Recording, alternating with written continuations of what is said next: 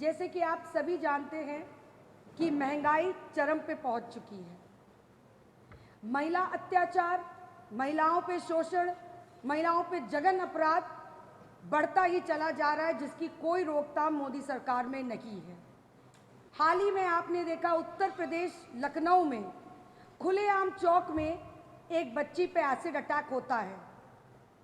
मध्य प्रदेश का केस, रीवा का, अभी आपने देखा 2 महिलाओं को दबंगों ने किस तरीके से दफन करने की कोशिश करी, लेकिन सरकार, मोदी सरकार चुप्पी साधे बैठी हुई है।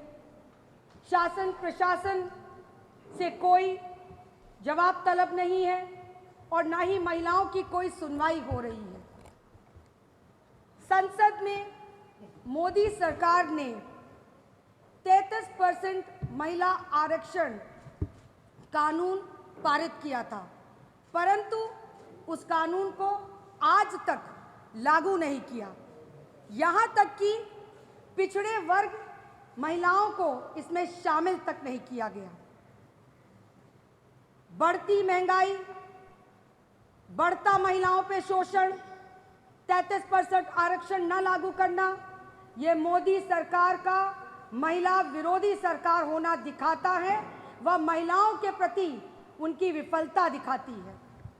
इसी पर 29 जुलाई को जंतर मंतर पे हम देशव्यापी आंदोलन राष्ट्रीय अध्यक्ष महिला कांग्रेस अलका लांबा जी के नेतृत्व में कर रहे हैं, जिसमें कोने कोने से देश की महिलाएं आ रही हैं और हम वहां पे अपनी 3 मांगों को रखेंगे।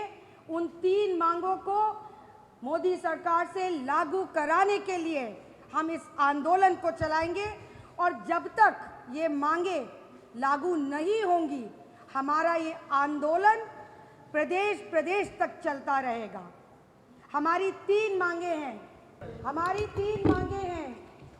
33% महिला आरक्षण विधेयक, हमारी ये मांग है महालक्ष्मी योजना, जो राहुल जी ने योजना एक गरीब परिवार की एक महिला को 850 रुपये प्रति माह देने की बात की थी, उसको लागू करें।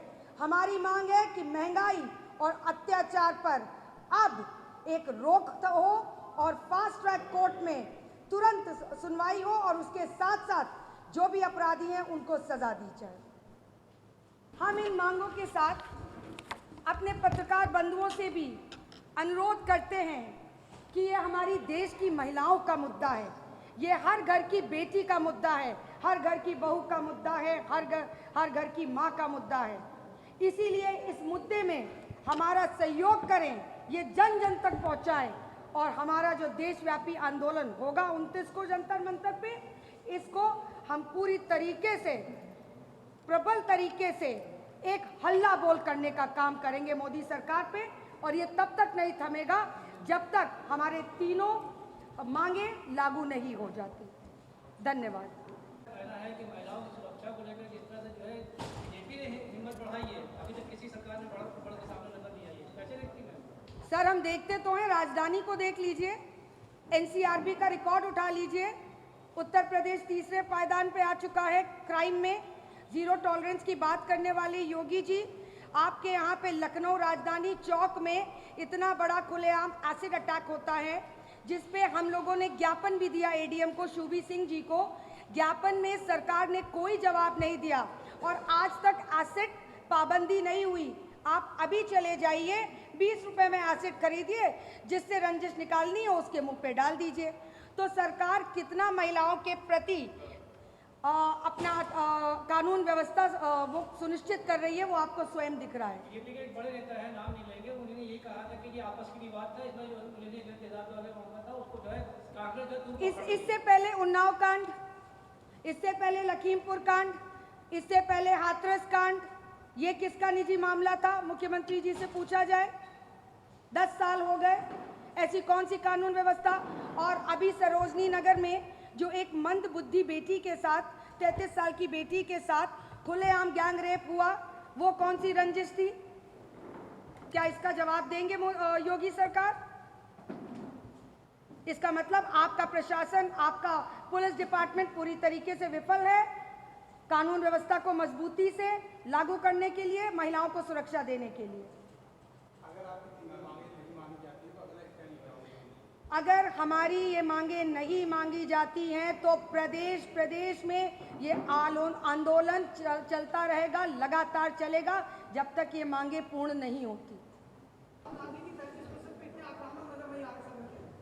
29 जुलाई को आने वाले सत्र में राहुल गांधी जी इन तीनों मांगों को पुरजोर तरीके से उठाएंगे और इसीलिए जब अंदर सत्र चल रहा है, हम महिलाएं, देश की सभी महिलाएं कोने कोने से जो आ रही हैं, वो बाहर बैठ के इस पे सत्याग्रह के पथ पे चलते हुए प्रदर्शन करेंगे। दूसरा में एक और सबसे बड़ा विषय है कि अभी जैसे बजट सत्र में चर्चा के दौरान चन्नी जी ने और रघुवीर सिंह बिट्टू, जो कि पहले कांग्रेस पार्टी में थे, आपस में बड़ा उनके बीच विवाद हुआ और विवाद हाथापाई तक आने की स्थिति आ गई।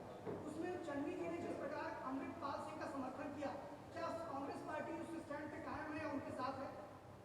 देखिए ये थोड़ा सा दिशा से भटकाने वाला प्रश्न है। मैं इस पे यही कहूँगी, ये हाई लीडरशिप पे जो भी निर्णय है क्या है वो वहाँ देखा जाएगा, ये यहाँ का प्रश्न नहीं है। जैसे मेरा कहना है कि अमृतपाल सिंह जो है वो खालिस्तानी आतंकी के नाते बंद है डिब्रूगढ़ जेल में, और उसके बाद में आपके चन्नी जी ने उसके समर्थन में कहा कि 20 लाख वोट मिले हैं तो उसको सदन में कार्रवाई में भाग लेने देना चाहिए। ऐसी परिस्थिति में वही खालिस्तानी जिन्होंने इंदिरा जी की हत्या करी, क्या उनको समर्थन करना ठीक था चन्नी जी का? सर इस समय प्रश्न को भटकाया ना जाए महिला उससे। मैं आपको फिर कहूंगी, हम महिला कांग्रेस महिला मुद्दे पे बैठे हैं। आप इसकी गंभीरता को प्लीज लें, क्योंकि हर दिन हर प्रतिदिन 4-5 महिलाओं का सेकंड्स में बलात्कार हो रहा है। उसमें से एक बेटी वहां बैठी हुई है जो आपकी एक पत्रकार बंधु है, एक ये महिला बैठी, एक हम लोग बैठे हैं। हमारा अहम मुद्दा है पहले महिला सुरक्षा। हम महिला सुरक्षा दिला लें, हम महिला सुरक्षा पे कानून व्यवस्था सुनिश्चित कर लें, हम इसको लागू करवा लें। गरीबी इतनी चरम पे है कि महिलाओं के घर में खाने को अनाज नहीं। अगर प्रति माह महिलाओं को 8,500 रुपये मिलेगा तो हमारे यहाँ पे गरीबी कुछ हद तक बेहतर स्थिति में आएगी। तो मुझे लगता है हम महिला अत्याचार को रोकने का काम करें।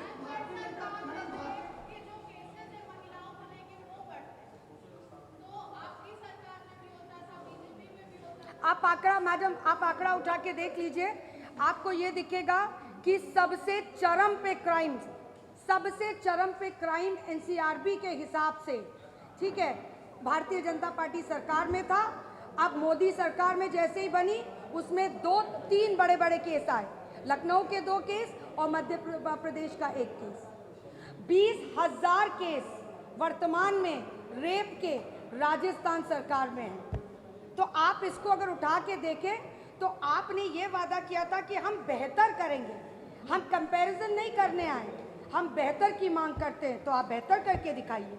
मैडम, भारतीय जनता पार्टी का आरोप है कि जो कांग्रेस पार्टी या विपक्षी दल बार-बार नारी सम्मान के लिए काम करते हैं, वो संदेश खाली या बंगाल की घटनाओं पे नारी की बात क्यों नहीं करते?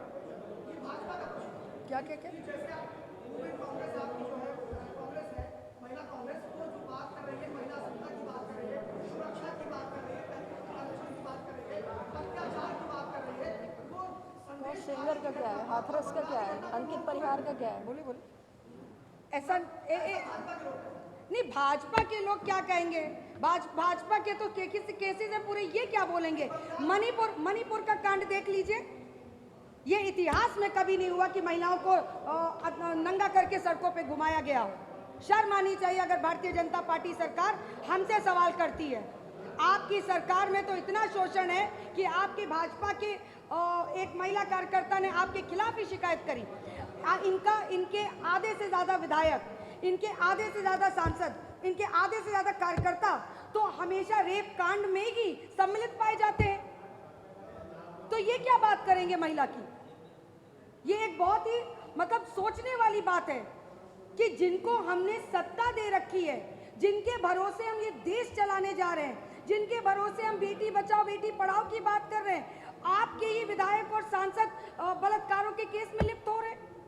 अति हो गई है, ये अति है। तो बीजेपी का ये कहना कांग्रेस के लिए ये शर्मसार है।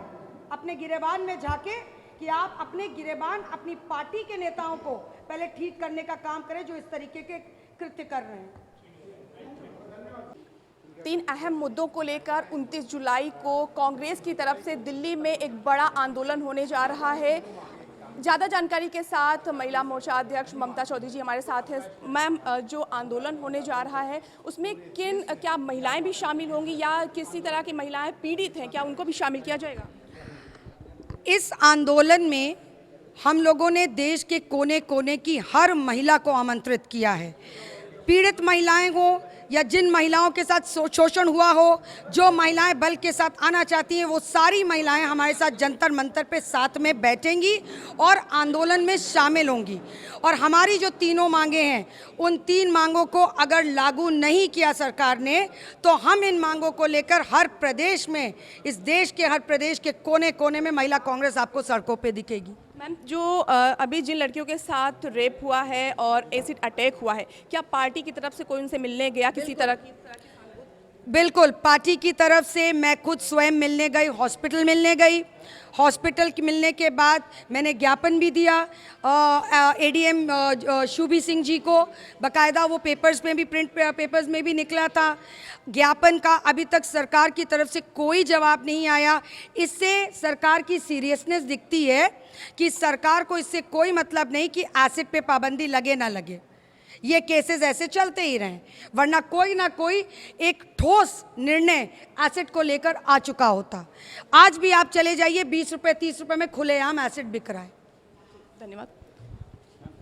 तो अभी आपने देखा कि 29 जुलाई को धरना प्रदर्शन होने जा रहा है महिलाओं की सुरक्षा को लेकर और बढ़ती महंगाई को लेकर। तो आगे आने वाला समय बताएगा कि इस धरना प्रदर्शन से कितना लाभ होने वाला है उत्तर प्रदेश सहित देश में। कैमरा पर्सन मोहित के साथ मैं मधुमिता, पाठशाला टाइम्स, लखनऊ।